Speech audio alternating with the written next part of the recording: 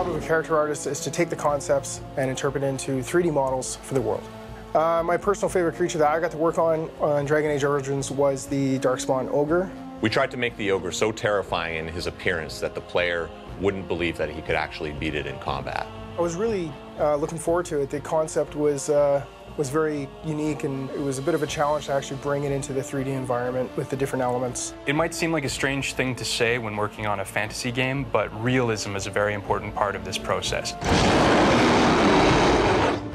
If you don't believe that they're real, then none of it affects you. It's nothing. I mean, the level of detail on these creatures is amazing. I mean, you can zoom right into any part of them from any angle, and they look absolutely fabulous. So here we have the Pride Demon.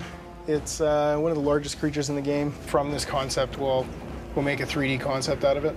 Once we do that, we'll take this basic mesh and we'll go ahead and paint a really detailed, sculpted model. We'll take this and we'll make a projection so we can get all these little details into a texture, and then place that texture onto the mesh that you saw before, and you'll get your finished model with all its texture and glory.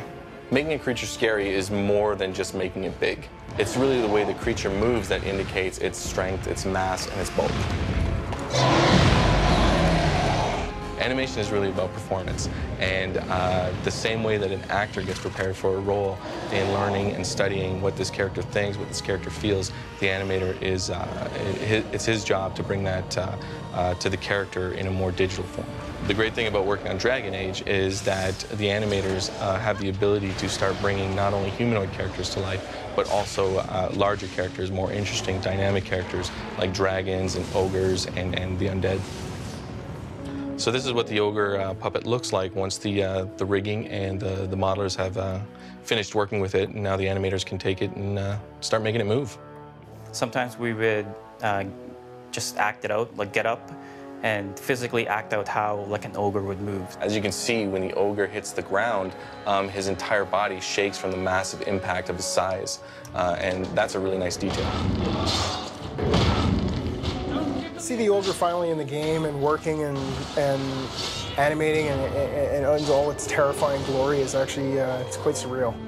When you're working with such a big creative team, everyone is coming to the table with their own style, with their own techniques. And as the development process goes along and you start building a world together, it becomes one language. And that language becomes something like Dragon Age Origins.